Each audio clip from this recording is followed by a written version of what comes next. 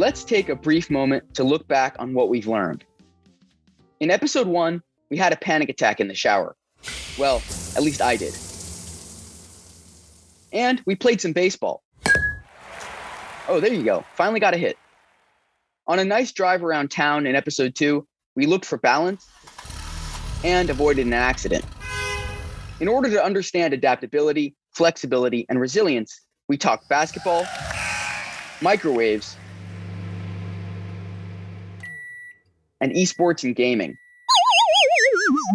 Ooh, kind of sounds like a game over.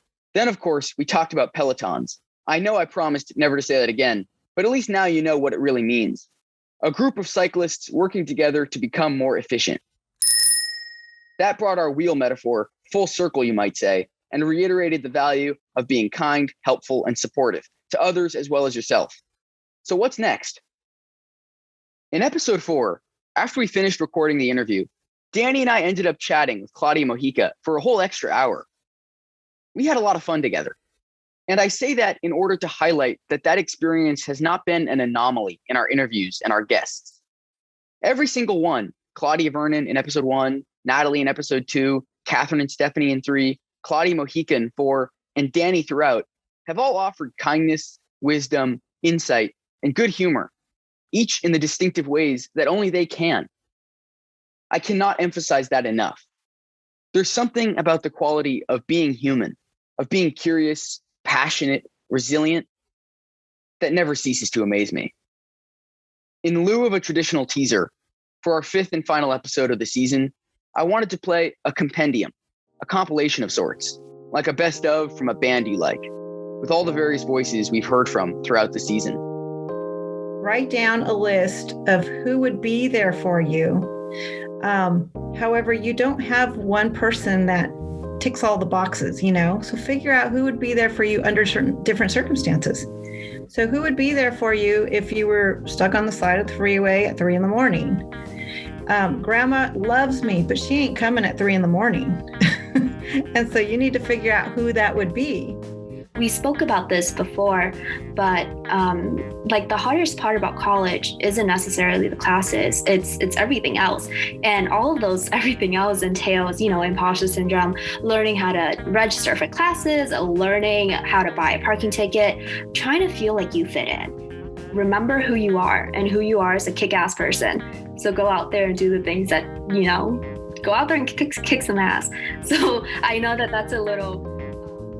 Not just in esports and video gaming is adaptability important, but just in life in general. And I think that video gaming, I think as a pastime or as a competitive play, I think it's a great training grounds to get this kind of skill honed in and get better at it. Esports really does offer us the opportunity to work with students to develop those skills. Like we were talking about in Among Us, or Catherine was talking about like how when we play Dota 2 or when the students are playing League of Legends, you have to be able to communicate clearly, communicate effectively, and be open to constructive criticism, right? Keyword constructive, right? Not just mean criticism, and be able to work together to achieve a common goal. Now, if we talk about like how do you identify a college student, right? If you're at Starbucks and you see somebody with a laptop and a backpack, you know what they're a part of. You know what culture they are a part of. So it's kind of the thing that I speak to. Like we bring all these other experiences into college, wherever our college is at. But we know that within that space, we all have this shared experience of being students. And that's part of it. If you can surround yourself with other folks that get that experience, then they're going to provide you with the type of support that you need to continue on in that experience. This is Learning to Learn, a Coastline College podcast.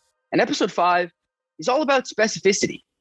What better way to start than with the specific voices that made the show what it is? As I said before, they offer a lot of kindness, wisdom, insight, and good humor. And the best part, to me at least, is that we're only scratching the surface, because we're all very specific people, all distinct, separate, apart, but together too. In Learning to Learn, we've only offered a glimpse of each of these people and ourselves. The rest is waiting to be discovered, and always will be.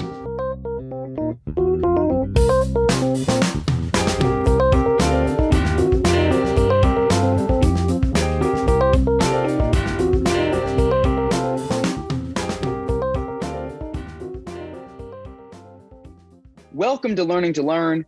With me, as always, is Coastline's Student Success Coordinator, Danny Pittaway. Danny, I think we should start with the specific, pun definitely intended. What part does specificity play in a classroom? Well, the first thing that comes to mind is when, as a student, we have to write a paper. We want to be specific and focused, ultimately, in how and what we write. It's a process to get there, for sure. But ultimately, specificity means a level of clarity and focus when we're doing our assignments from class. Also, when we read directions for various assignments or seek to understand our reading material, specificity is key. We want to be focused and make the best use of our time and energy. It's clear specificity plays a larger role in the classroom than we might initially think. There's an element of curiosity as a student when you're specific, right? Yes, absolutely. Specificity speaks directly to our mindset and our sense of motivation or curiosity when learning.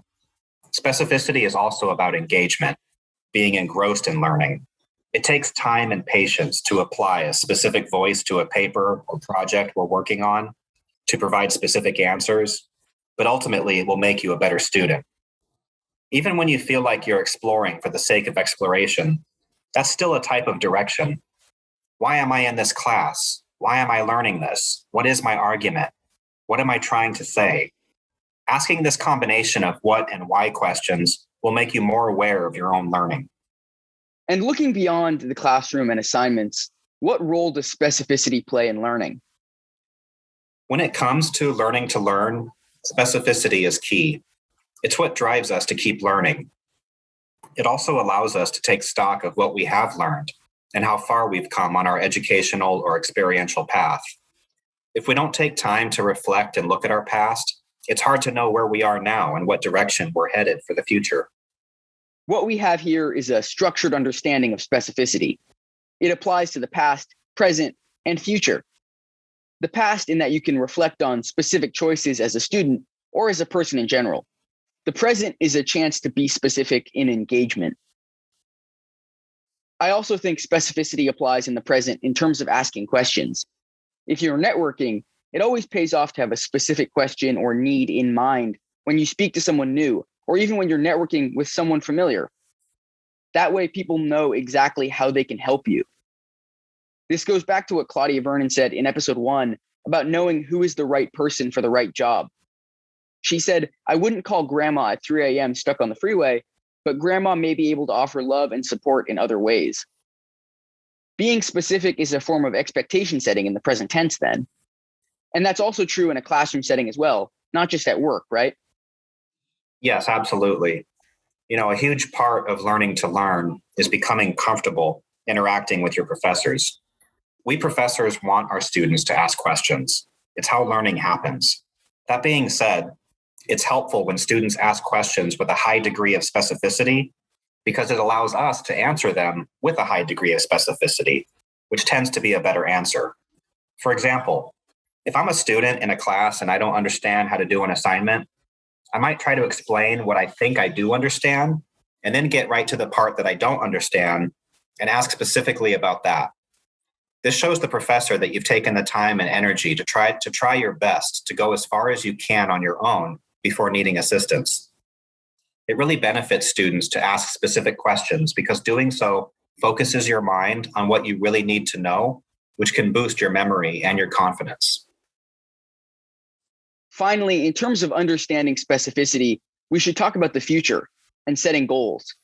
I know when I first brought up this topic, this was the idea that immediately came to you and appealed. What is it about goal setting and being specific that sticks out? Well, yeah, that's right. When I first thought about specificity, or when I do think about specificity, my mind immediately goes to goal setting and what we imagine for ourselves in the future.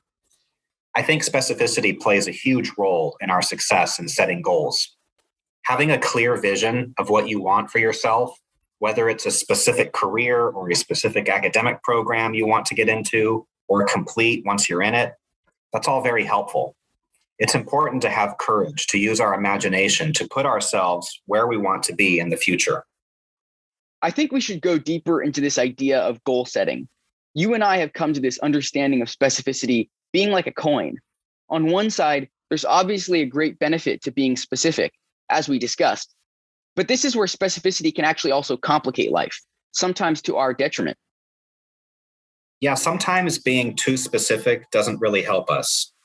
Having a very narrow vision of what we feel we need to be happy can actually be very limiting because it reduces us to a position where we think that the only successful outcome is exactly what we imagine. And we really shouldn't be so frail as to hold on to a very rigid concept of what we feel that we need.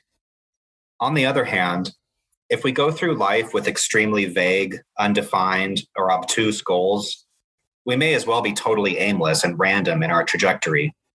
So that's also not helpful. What we need, I think, is a high degree of flexibility. And we need to remember to go easy on ourselves and not give ourselves a hard time if what we want for ourselves seems to be taking longer than originally planned, or if other obstacles or challenges seem to get in the way.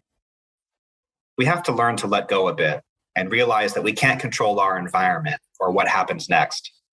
But if we keep doing the right things, we will certainly increase the chances that something good will happen. This requires a lot of courage and determination. We have to learn to bend so we don't break as life happens. Exactly. This is something I've struggled a great deal with. It's a form of imaginative thinking. You or I create a vivid hypothetical future. Sometimes it's wonderful. Or maybe, like me, you create a mostly negative hypothetical future. Usually life doesn't go either way. It just goes whichever way it goes. And being able to be flexible, as you said, to bend and not break, is critical. We have to find some kind of middle ground between setting a specific goal and striving to achieve it, and then, to use the cliche, going with the flow, wherever life takes us. Yes, the point of living life is to live it, not predict its every move. Life isn't a movie that's already been recorded. It's unfolding and happening right now. We're always moving into an unpredictable future. No matter what happens, we can hold on to our beliefs and our dreams for ourselves and learn to enjoy the bumps in the road along the way. Likewise, it's not just tough things that will happen to us. There's also lots of helpful and unexpected things that can happen that can be great opportunities. We have to be open to those when they come along. If we're narrowly focused on one thing, we can miss so much that's going on. The point, I think, is to accept whatever happens while we put our best effort forward at all times. It's hard to do, but necessary. I think about the river metaphor you mentioned about anxiety way back in episode 1. Life is for sure like that river. And in this context, setting a goal and being steadfast on it can sometimes mean paddling or swimming upstream in very strong currents, which will tire you out and potentially make you just very frustrated. You have to know when to go upstream and to know when life's surprises or opportunities will actually be worth going with the current. Because that's the truth. Life is full of good and bad and sometimes neutral surprises. Yes, it's in our best interest to go with that current and let it carry us along while we keep our eyes and our mind open to what is around us and what is coming next. We're also actively swimming at the same time. So I think it's really about striving for a sense of harmony or flow with what is around us to help take us further. I think it's worth saying that the desire to swim upstream is natural to humans. That's the instinct to plan, to build structures, to take sand on a beach and turn it into sandcastles. We're drawn to order and to control. It's what we do best in some ways. But the current carries us on. The movie, to use your metaphor, is created right before our eyes, and each scene is entirely improvised. It reminds me of the final line of The Great Gatsby. So we beat on, boats against the current, borne back ceaselessly into the past. Yeah, that's a great line. And what we're talking about here is learning how to adjust to your environment with your eyes and your mind wide open to the possibilities for the future, grounded in the present, and fortified by the past. Let's talk about the show as a whole. What are your takeaways on the season and the themes of the episodes we've done? Yeah, well, first, I just want to say I've really enjoyed putting this show together with you, Saul. I've gained so much from our guest speakers and from the opportunity to speak with you as we explore student success and life in the 21st century. I think we've focused on a collection of topics that are all equally important and connected to one another. Almost by accident, really entirely by accident, the season has taken on an elegance. And I don't mean that as a way to pat ourselves on the back. It's just that in the stories we've decided to tell, the issues we focused on, and the order we told them, we ended up creating a lovely little metaphor. And you and I only realized it this past week, but I'd like to share it with the audience. In episode 1, you trip and fall over. You fail. In episode 2, you pick yourself up. You look for balance as you rise. In episode 3, you brush yourself off. You change course or remain steadfast. You adapt. In episode 4, you pick someone else up who has also fallen over. You offer them support, help, and kindness. And in episode 5, you make your way into the future with a specific destination in mind. You look ahead to go forward with confidence and do your utmost at the same time to remain in the present, grounded, as you said, Danny. You fall, you rise, you brush yourself off, you pick someone up, and you move onward together. Yeah, I think that was very well said. You know, when I think about this season for Learning to Learn, I think that we started with a focus on the individual and our individual thoughts. We then moved toward a consideration of how we as individuals interact with our environment and with others. And finally, we found our way back to the individual and our thoughts with a focus of how to move forward each day into the future that we want without losing sight of what it will take to get there. By pure chance and coincidence, except for this final episode, every single person we interviewed has been a woman, and many of them women of color. Catherine from episode 3 actually was the one who pointed this out to me, and she wanted to make sure we brought it up on the show. Well, Coastline College strives to be an institution that draws from a diverse range of perspectives to embrace and represent the world that we all live in. And I think our podcast fits within that vision. At the start of this episode, I mentioned that after interviewing Claudia Mojica for episode 4, we ended up chatting with her for a while. And there was a funny moment I really wish I recorded. Claudia mentioned that she may end up using this podcast as teaching material, as an assignment for her students to listen to. And I made a passing joke in typical quip fashion that I never thought I'd end up being someone else's homework, as though the idea is a kind of cautionary tale, and that F. Scott Fitzgerald is spinning in his grave at the thought of high schoolers reading The Great Gatsby. Then all of us, Danny, Claudia, and myself, realized that maybe that actually wouldn't be so bad. And Danny and I were incredibly honored and humbled by the idea. When assigned properly and with good spirit and intention and done in the same spirit, homework is the stuff learning is made of. When you accomplish things in the academic, creative, cultural, scientific, and athletic worlds, you might end up being homework yourself. There's a wonderful irony to that. We study LeBron James the same way we study Shakespeare. And in 100 years, maybe they'll study you or me the same way too. On our call, when it was time to go, Claudia signed off by saying, "Let us all one day aspire to be homework." Cheers to that. You do what you can, but don't debilitate yourself thinking you need all the answers before you begin. You may get the answers over time, or you may surprise yourself, but don't shut out unimagined possibilities, unimagined joys. One day you may be walking down the street and trip and fall on a crack in the sidewalk. As you're brushing yourself off, you meet the love of your life. Then a few years later, maybe you wind up getting divorced. It happens. But I guess it's worth remembering that there's always another crack in the sidewalk. Making maps and plans is what people do.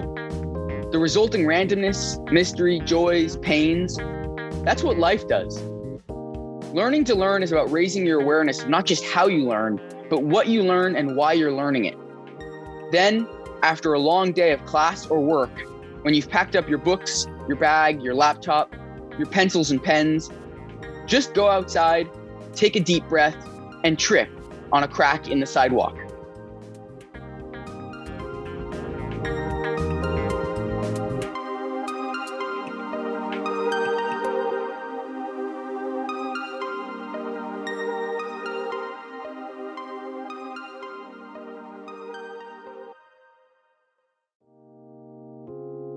It has been a joy and a pleasure for Danny and I to make this show happen.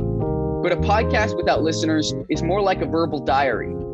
And while Learning to Learn definitely has moments that sound ripped from a diary, albeit a very springy, jaunty one, we do want people to hear the show. So now we have to thank you, the audience, for tuning in and week out.